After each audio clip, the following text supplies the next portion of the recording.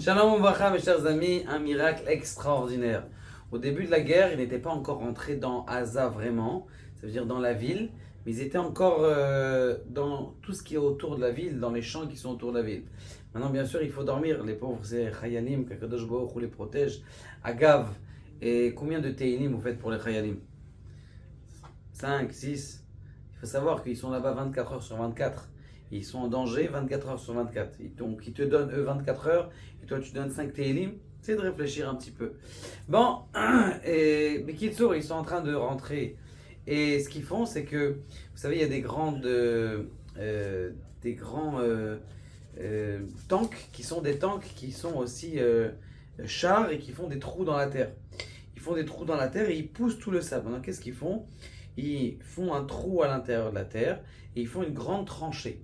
Et dans cette tranchée-là, il y a à peu près 80 khayalim, 80 soldats qui sont là et qui vont dormir. Chacun y prend, ils ont une sorte de lit, matelas, chaque de couchage, et ils posent donc son Baruch Hashem, ils commencent à dormir et bien sûr, il y a chacun, toutes les 1 heure et demie, il y a quelqu'un qui vient et qui fait un roulement pour savoir si ils ne sont pas attaqués. Très bien. Au bout de, je sais pas, on appelle ça, il était 4 heures du matin à peu près, le Khayal, il entend un bruit. Il sait que c'est pas une bombe, mais c'est un bruit. Et vite, ils entendent un bruit et il y a des Khayalim qui disent ah, ça brûle, ça brûle, ça brûle. Qu'est-ce qui s'était passé? C'était un pagaz énorme. Un pagaz énorme qui est tombé. Maintenant, où est-ce qu'il est tombé? Il est tombé dans cette tranchée. Maintenant, essayez de comprendre.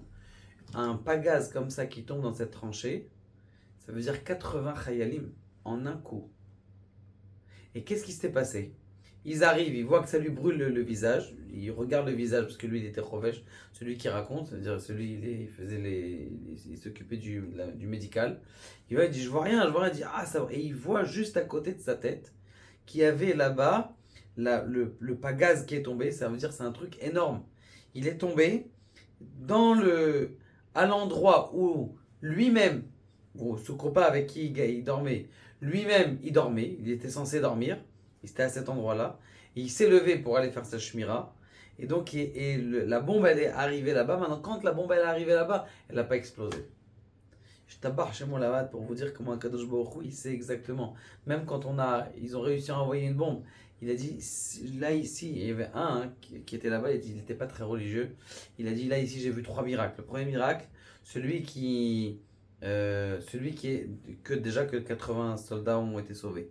Le deuxième miracle, c'est que celui qui devait faire la shumira, eh bien il s'est levé. Et troisième miracle, c'est qu'il n'a pas explosé et que la personne qui devait dormir là, parce que normalement il y a un obus, l'obus il est tombé, mais au moins même s'il n'explose pas, mais à l'endroit de son lit, Baruch Hashem, il a été sauvé. Donc Kadosh Baruch Hu, il est avec nous. Ce type-là d'ailleurs, il a fait Teshuvah. Baruch Adonai, la Olam Amen.